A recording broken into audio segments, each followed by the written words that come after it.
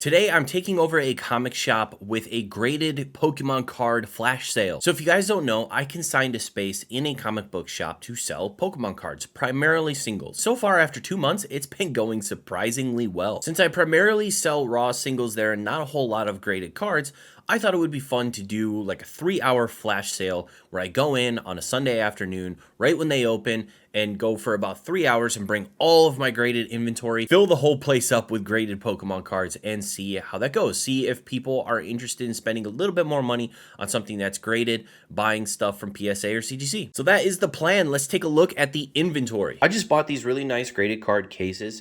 I found them on Amazon. The brand is obviously Preza. I'm not affiliated with them at all, but so far they've been pretty cool. They do lock and everything, and they hold about 180 to 200 graded cards, which is really awesome.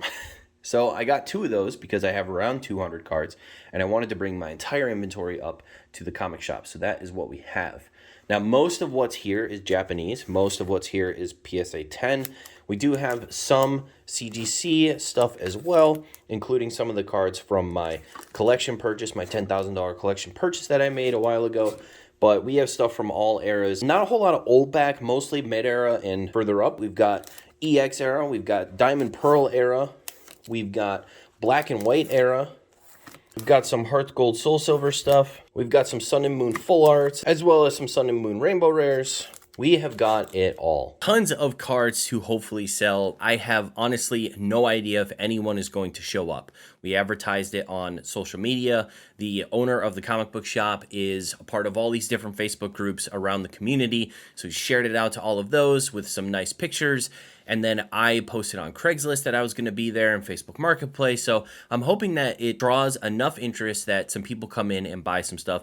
Honestly, I would be happy with even just selling a few cards, making a few $100 or something like that. But if anyone shows up, I'll be happy at the end of the day. Now let's head up to the comic store and set up. I got there a little early because I wanted to have everything ready to go before people started to show up. The comic book store where I sell stuff is called Play for Life Comics. They're an awesome store full of used books and comic books. The store owner, Brandon, is also a super nice guy, and you guys should definitely check out their channels both on YouTube and on Facebook, where they do comic book sales and auctions 2 times per week. So if you're interested in buying some issues from a small business, definitely check out those channels and participate in some of their sales. My booth is located in the back of the store for security purposes. I did bring my latchable display case that I brought to the Comic-Con last year that I vended at. This will be a great opportunity for me to be able to show off some of the more expensive cards that I have for sale. Now, on the other side of the table, I decided to just put the Preza cases open with all of the cards for people to sift through at their own leisure.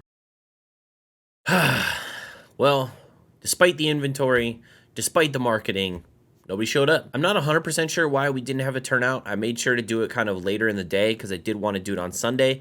Possibly it's because I did it on Sunday. Maybe Sunday's the day that people mostly stay home and just kind of hang out. Maybe I should have done it on Saturday, but I wanted to do it at a certain time on Sunday to get past all the church stuff. But yeah, for some reason, my 12 to 3 time slot just nobody showed up. There was one really nice guy that came in that actually had a little bit of a gift for me, gave me a little bit of a present, was very excited to see all of the cards, said that his cousin was super into them and everything, but obviously didn't purchase anything, but still was super nice to meet that person. Thank you for coming in and hanging out.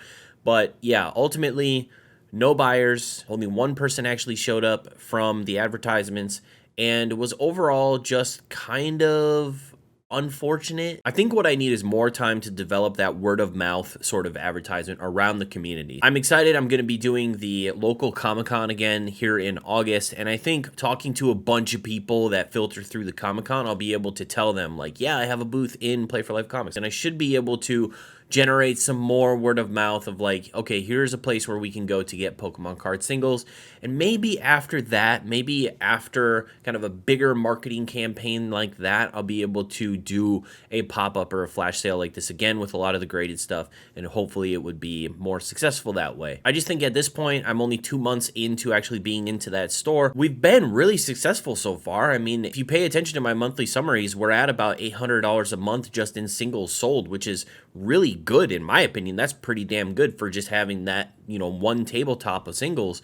But we just didn't have, it just was the wrong day, or we just didn't have the right amount of marketing or advertising to draw in, you know, a larger crowd. But stuff like this happens. All we can do is try and learn from it and move on to the next one. And that's what I'll be doing. I'll be preparing for the next one. Still trying to facilitate sales through my booth because it's been successful so far.